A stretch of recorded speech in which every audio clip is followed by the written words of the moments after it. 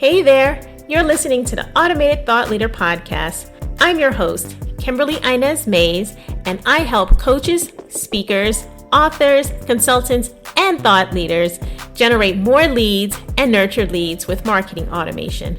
So come join me as I demystify technology one episode at a time. Now let's get into it.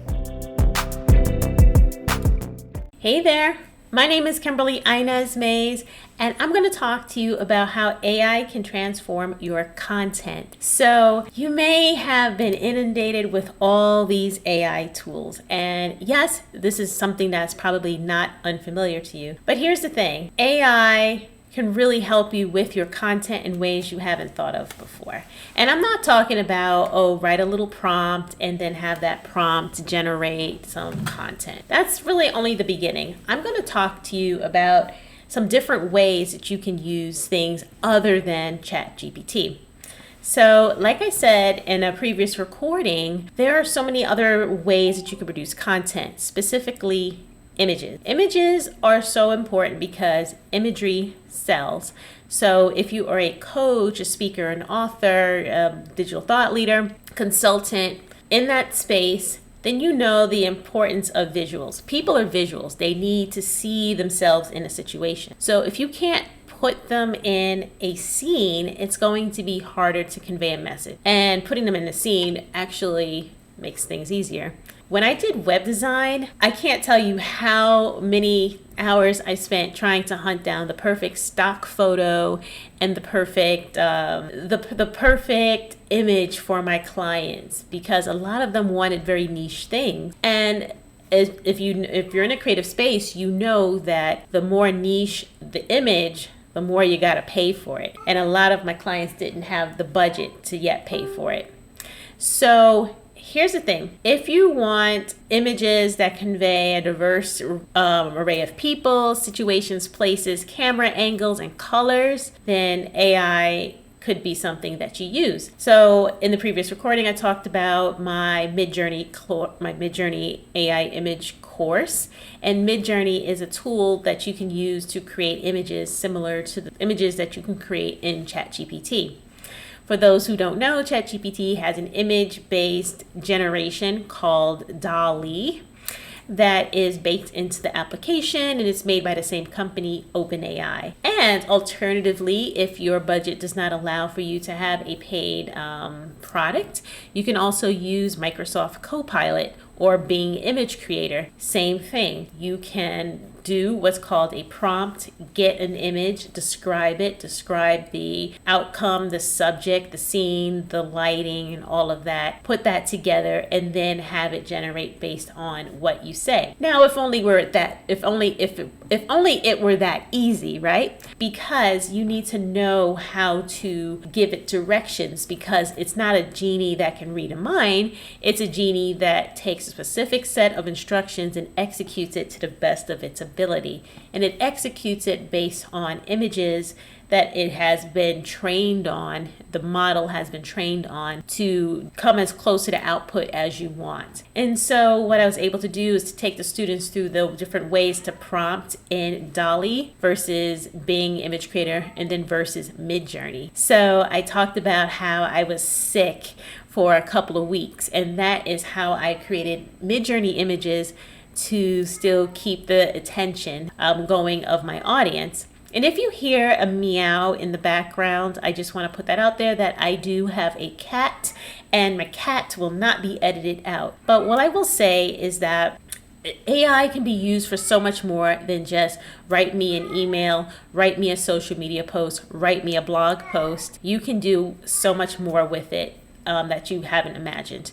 And so that is just one of the things. Another tool that I use is called LeaPix, and I will include the links to all of the tools that I am speaking about in the description. But basically, LeaPix and I think Pika Labs, and I think there's another one too. It does AI generated video, so text to video, image to video. It's not yet fully fleshed out or rounded out, but it is something that is showing some promise. So you can also do some videos for me, for what I did, I created the background of a lot of videos. And, if I wanted to show shooting stars or rolling clouds, I can definitely do that. So remember, there is an AI tool for literally anything that you want to do. And for audio, there's AI audio-based generations. And if you are listening, I will describe what's going on right now. My cat just jumped on my lap, and if you're watching the video, you get the benefit of seeing his adorable face. But we're really talking about different products. So people are visual and people are driven by audio too. They love to hear what's going on. So you can use AI to generate your audio as well. One thing I did that was pretty cool, remember I said I was sick for 6 weeks back in 2023, is I cloned my voice prior to that. So I was able to put out a couple of videos with my voice because it was generated in AI. So all I had to do was give it the text. Now, of course, there are ethical considerations and privacy considerations in all of this. So you want to listen up. Anything that you give these models, it will be trained on, generally speaking, because it needs to understand, okay, well, this person is giving me this content, what to do with it and how to interpret it. And then in turn, it makes the model better. So you want to make sure you're not including passwords, or you want to make sure you're not including sensitive information. You want to make sure you're not including anything proprietary, right? For a lot of my coders out there, you're not putting in your API keys, your passwords, things like that. And then also too, when you're generating images, you don't want to impersonate a person.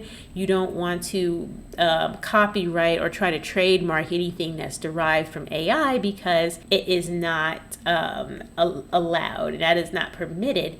So I'm no attorney, but I would recommend you speak to one if that is something you decide to do. But if you're using it for general marketing collateral, say you are needing a background for your website, or you need an image for your social media post, you could definitely use these things. So there are a lot of ethical considerations. But when in doubt, always I say utilize human talent. But the thing is that technology is moving so fast and so rapidly that you want to stay on top of the things you can do, because a long time ago, these tools were not available to a lot of small businesses. In fact, I've worked for large corporations that required coders, developers, designers to do even the most basic things that you could do right now with drag and drop. So even the basic things like sending out an email was a big ordeal. I remember when I started back in like 2003, I worked for a small business and they wanted to do an email. I had to generate the actual HTML code. I had to program it just right. So there was a lot that went into it. So you need to make sure that, or we needed to make sure that it looked good on all the devices, and smartphones were not yet a thing, so we didn't have to optimize for that, but we had to optimize for AOL. We had to optimize for Outlook, Gmail when it was available. So there was a lot of work that went into it that is not required now. So I say all that to say is that if you're a plumber, a beautician, a barber, a speaker, whatever the case may be, these tools are available to you, and that it's accessible. It's accessible and it is doable. So something I like to do is deliver those aha moments, because I feel like everybody should be empowered to at least try to use some technology, whether or not you outsource it or you do it yourself, or you hire a team, you have a team, or maybe you even like give it to your cousin or whatever. You as a business owner need to understand what's going on, and you need to understand the types of things that are possible and are capable. So these are the types of things that you can use to really generate your content. So you really want to think of AI in this way. First, if you are just getting started, I want you to go to Copilot, Microsoft Copilot, because as of this recording, it's free. So go there and dabble in it. So I say don't get really attached to the outcome. I say really make sure that you are having fun. Learn how to prompt, learn how to give instructions to these tools, because what you'll get better at is getting better output. But your first couple of tries are not going to be stellar, I'm sorry to say, but that is part of the learning process. And then once you get really good at it, think about with a pen and paper or maybe an iPad, think about some of the things you do over and over that you want to now automate or delegate to the AI. So whether that is creating social media posts, whether that is outlining or reading a long PDF, or whether that is generating a bunch of images or quote posts or something like that, you can absolutely do that, right? So really research how AI can address your challenges, and then go forth and go do it, because that is my motto: go forth and go do it and go have some fun. Because at the end of the day, if you don't try, you'll never learn, and you'll be surpassed by the folks who want to try. So at every technological level, I say we are all in this together. Some of us are more advanced, but we're really all in this together. There's always something new to explore. And I really, really believe in exploration, giving those aha moments, getting in, getting out, getting a result, getting things done. And so I created the Automated Thought Leader Academy, which is a monthly academy in which we focus on a technology challenge, or not even a challenge, but we focus on an area of digital marketing that can benefit service-based businesses like coaches, speakers, authors, consultants, thought leaders. And what it is micro-learning. So I give you the cheat code. You go in with a specific business need, you look it up, you get what you need, you get out, and you do the work, right? Or you have somebody else do the work. Maybe you don't want to do work. You have somebody else do the work. So this could be just watching a couple of videos. This could be using my tools and my templates. So I've been in this for a very long time, and I've amassed amount of materials and courses that I've given over the years that I am making available for a fraction of what that course was a couple of years ago. So I got email marketing in there. I got you on that. I got you on like funnels and landing pages and even websites too. Got you on all of that. And now this whole AI thing. So I want to get the best people in the academy, because it's not for everybody, right? It's not for those who want to sit and learn and not execute, because then it gets really boring. I want people to like go in and say, I got this result super, super fast. And then from this result, I was able to go ahead and do something else or make it higher or something like that. So I want to make sure that that is the experience. And it's going to be a community. So I want to make sure that there are great people in it that are really going to contribute, that are really going to liven the place up. And what's nice about it is that I understand we're all super busy, right? I'm super busy. So there is no set amount of time in which you have to sit in front of your computer on a meeting, yet another meeting. You don't have to do none of that. But I am available on specific office hours and in our community space. So if this feels like something that could benefit you, go ahead and reach out to me in the directions in the notes, and yeah, we can talk and we can have a conversation to see if it's a good fit for the both of us. But that's it. That's all I got on AI-based tools. So I will speak to you next time on something else that is wonderfully digitally marketable. And until next time, I'll see you later. Bye.